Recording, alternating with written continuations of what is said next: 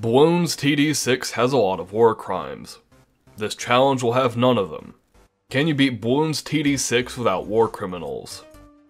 Firstly, I'm going to make the rules incredibly brief because pretty much everything I said in War Criminals only can be applied here. Beating a game like BTD6 is hugely subjective, but for this video in particular, I decided to do half of the advanced maps on chimps. And if you're thinking that's an incredibly low amount, you're kind of right. But advanced is when chimps challenges can get pretty difficult. It's not really the challenge's fault. In fact, I think overall no War Criminals is significantly easier than only War Criminals. Anyways, a part 2 will be coming out soon, covering the other half of the maps and shoots in Bloonarius Prime as an added bonus. It's just that some of these maps can get pretty brutal. And after spending hours upon hours upon hours with little to no progress, I could feel myself rapidly approaching a burnout, and I really don't want to start disliking one of my favorite games because of some weird sense of obligation. So yeah, 2 parts. If this upsets you, feel free to watch the channels who would make this 14 total videos and also make 2 videos on these 2 Twitter posts. I know a man's gotta get views and eat, but this one isn't even 5 fucking words. And lastly, before the video starts, war crimes are subjective, and no war crimes is even more so. So I'm not going to be answering any comments regarding them. But I am going to pull up another helpful graph, but this one will be better because, firstly, colorblindness. That's a thing that exists and kind of discluded people from the original graph, so I'm going to be changing the scaling. Secondly, this one's going to be pretty much final. I've read all of your comments and some of you had really good points that I missed. And some of you need to go to the Olympics for the gold level mental gymnastics you're trying to show off. So yeah, here you go.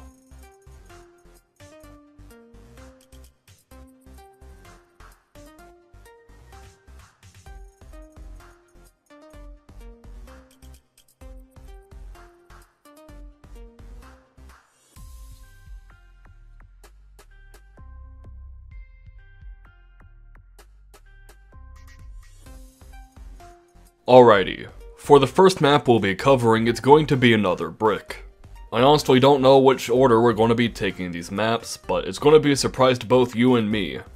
Well, actually more so just me, because you have the power of skipping through the final video, and also that cool chapters thingy that YouTube has. Meanwhile, I'm sitting here at 5:33 AM, reading a script because fuck it. I just spent 4 hours of my life binge watching Fullmetal Alchemist Brotherhood. What else am I doing with my life? Good anime, by the way. I actually don't even really like anime, but I thought it was decent. Oh yeah, there's supposed to be a video going on. Within the first few rounds there's something that's already incredibly evident, and that's the fact that the early game is significantly easier. War Criminals only had this really weird dynamic, where I had to find obscure starts because I couldn't deploy the Dart Monkey without either sacrificing it or upgrading it significantly, and a few of the other starting monkeys had a similar case, but not as drastic. But in this playthrough, it's more so of a avoid these certain upgrades mentality, which is a lot easier to account for. Anyways, we gain access to Sada, and this right here is one of the main reasons I decided to opt into doing only War Criminals on Intermediate. Because more than likely, I'd use her on every map. But unlike Prince of Darkness, I'm not even that big of a fan of her. She's just OP. I think we should actually start talking about the map now. It's probably just been playing on the background with little to no context. I wanted to do a strategy of Sky Shredder and Flagship Carrier. Because as someone with crippling ADHD, I really appreciate seeing towers just completely flood the fucking screen. Prince of Darkness, Sky Shredder, Blade Maelstrom, Flagship Carrier, Ultra Jug, and Tac Zone are some of my favorite tier 5s.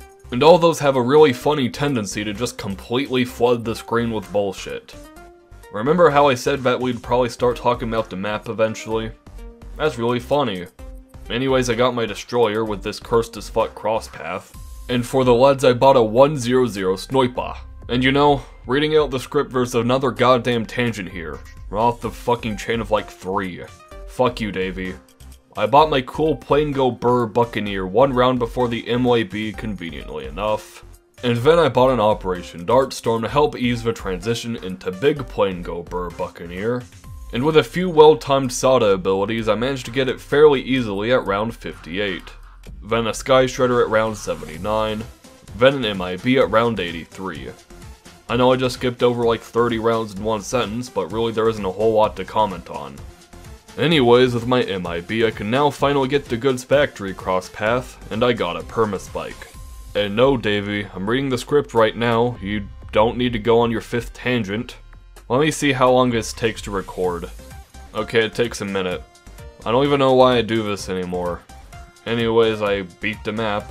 All I needed to buy were a few glue gunners and a ninja sabo to get that easy first victory. Why am I even alive? I need to print out that one comment I got that was, every time Davey uploads, his mental health gets worse and worse, because at this point I'm convinced it's a fucking voodoo curse, and if I don't find the person who cursed me, I'm going to be caught fucking dead in my room editing Can You Beat Bloons TD6 while upside down with only ninja monkeys while getting lashed to death by fucking demons, and nobody's gonna be able to fucking stop me. It's Cornfield time now. One of the infamously easier advanced maps. For this, I'll be using Sada again, and honestly I'm sorry to my Quincy and Pat Fusty fans out there, but you won't be seeing them until part 2. Their time will come, don't you worry, they're just not in this video.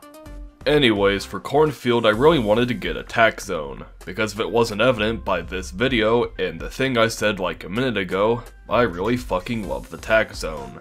Getting to that point, however, was actually fairly simple with Sada. Other than the top path monkey village I was going to buy anyways, the only other thing I had to buy in order to save up for my Tat God was an MOAB Mauler. And at round 52 I managed to get my very own shooty boy. Come to think of it, I gave the spike mines and the Prince of Darkness shit for having skulls on it, but the Attack Zone has one too.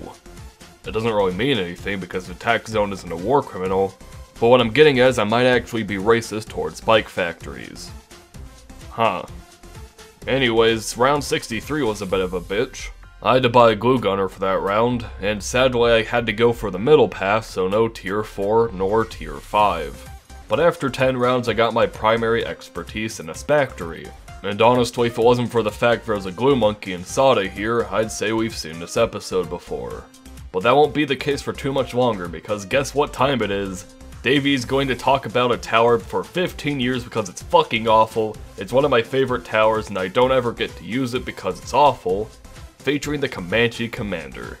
I know in the summer of 54 this thing used to be absurdly OP, but seriously, it's so fucking bad now that it makes me depressed, even more than I usually am, as you can tell by the fact my voice is raised an entire 2 octaves. Is that the right word? I don't fucking know. Look, Ninja Kiwi, I love you, I love your game, and I'm willing to overlook every fucking war criminal you've ever released or will ever release if you just buff Comanche Commander next patch, okay? Okay. Anyways, despite everything I just said, it didn't do terribly, and alongside another glue gunner and a few more MOAB Maulers, we were able to beat Cornfield and move on to Off the Coast. For this, I went for a pretty basic start of dart monkeys and monkey subs until I could save up for my baby boy, Edian. Look, I know he's fucking French, but god damn it, I love him. I also got this cool helicopter pad because I want my fucking Comanches, damn it. Also a never miss darts, which every time I say I start to feel more and more like an orc. We gotta really crump those balloons with our big Daka, and we also got a mortar for clumped up ceramics. You know, all around pretty cool. And at round 74 I was able to buy my Comanche Commander, and before you ask, no, this is not going to be a Prince of Darkness 2.0. Apache is better in basically every feasible way, I just love him. Anyways, after my Commander I decided to save up and bought an MIB before round 90 for obvious reasons, and also Pop and Awe for some reason I'm sure. Honestly I don't really know any of these last upgrades. You know, as good as it used to be, the classic Pop and Awe Comanche Commander call to arms strategy doesn't really work too much anymore. Who would have guessed? Anyways, despite the rampant anxiety that round 100 gave me, we killed the bad, beat Off the Coast, somehow, and I actually got a Paragon Insta-Monkey for beating this. Haha, get it? It's called a Sentry Paragon, and these are called Paragons. Come on guys, laugh at the Paragon! Ha ha ha ha ha! Oh god, what am I doing? Spillway. Alright gamers, I have to come clean on this one. I use Challenge Editor. God forbid. There's something really cool about playing a map and choosing whatever the fuck these dumbass strategies are, but something I don't consider extremely neat is these maps that quickly become visual aids and you really can't tell where anything is. Or how far the balloons are, where the balloons are, how good you're doing, and if you're about to leak anything and lose instantly. If you're upset with this, feel free to comment below. I don't really care what you can comment below a fucking pancake cooking recipe. I just couldn't really care less. Anyways, I went for a ninja monkey start into Edian, then saved up for a cool monkey I really like, the mortar. But for once in my life I went for the top path and not the middle path. And yes, as many people have told me, this upgrade says plus powerful Bernie stuff damage. It really just means plus increases Bernie stuff damage, which is really bad wording. I mean shit, other towers have further enhances, not plus powerful. Look, Ninja Kiwi, if it means giving up the Comanche Commander buffs, please make this wording not awful. Further enhances Bernie stuff damage, or if you're feeling cheeky, significantly enhances Bernie stuff damage. Just, I haven't really talked about the game much, have we? Shit. Anyways, I got my ninja up to a Bloonjitsu.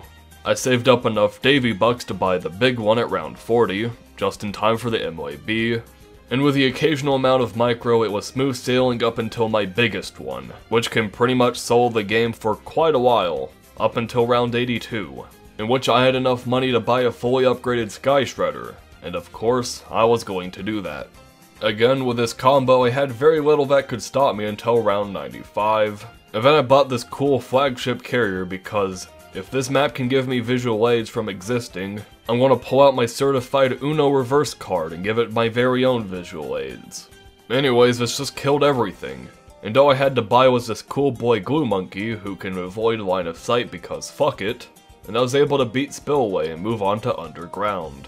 Underground is very quite possibly the least interesting map on any video I've ever showcased. Not only did I miraculously lose the first 20 rounds of footage, but also because it's just starting off with Sada and transitioning into Shinobi Tactics spam alongside Grandmaster Ninja. I mean, what am I supposed to really add on this? I'm not exactly fond of making a segment longer to just artificially increase screen time or audience retention, but I'm not going to make an entire map one sentence, so instead, I'm going to dedicate this map to the opening paragraph of my favorite Happy Time childhood book, I Have No Mouth and I Must Scream. Get your favorite drink, get cozy in a blanket, it's time for you to listen to DJ Gunface's completely dead and monotone voice. Limp the body of Gorster hung from the pink pallet, unsupported, hanging high above us in a computer chamber, and it did not shiver in the chill, oily breeze that blew eternally throughout the main cavern. The body hung head down, attached to the underside of the pallet by the sole of its right foot. It had been drained of blood through precise incision made from ear to ear under the lantern jaw. There was no blood on the reflective surface of the metal floor. Wow, that was actually surprisingly short. Should I just narrate the entire book? I have nothing else to do. I can and I will. I'll even throw in some funny gameplay in the background. Just let me know, okay? Okay. Cargo. For this one, I busted out Churchill, because him being the rampant homophobe he is really likes his map straight. And God knows Cargo is extremely straight. For the start, Submarine and Dart Monkey go burr, with the only big upgrade I got for the first few dozen rounds being a Crossbow Monkey, and at round 28, just in time for the lead balloons, I got my Churchill up and my helicopter. Now, despite all the shit I threw at the bottom path heli for existing, I can say with complete confidence, some way, somehow, it's actually extremely good on this map. And for yet another extremely convenient upgrade timing, we were able to get our MLAB shove at round 40, just in time for the MLAB, and eventually a Comanche defense, in which, for the first time in known fucking history, this upgrade is not only not terrible, but really good. I didn't think it was possible, but it is. With this complete shonen power boost, I was able to save up long enough to upgrade my sharpshooter into a crossbow master, which, just like Churchill, really likes its map straight. I then got 2 villages to be able to give it that classic primary mentoring that I so love, and then eventually primary expertise. and all these monkeys carried me until round 90, in which I knew that DDTs weren't exactly going to treat me to a fine dinner, so I did something that can be considered questionable at best, completely abhorrent at worst. It's time for the Comanche Commander yet again. Don't ask me why, because after 5 hours of trying this, I've reached a level of denial that I didn't even think was possible. And I finally hit round 100, in which again, I knew that the bad was going to do very bad things to me. So I bought my Cool Boy First Strike, used a Cool Boy ability, and with that, the first part of this dumb challenge is complete. Yet again, I can't tell you exactly when part 2 will come out, but it should be relatively soon. I'm already making decent enough progress on the maps that I've been doing, so yeah. Got a few other uploads I have planned until then, but regardless, I hope you enjoyed the video. As always, thank you for watching, and a bigger, more bold thank you to my Cool Boy Patreon supporters. I might be close to the point where I either have to decrease the font size or do that cool scrolling thing. You know what, fuck it, I'm not gonna just scroll through it casually. Brrr, here you go. Anyways, as always, Ninja Kiwi, I beg of you, please fucking buff the Comanche Commander, please.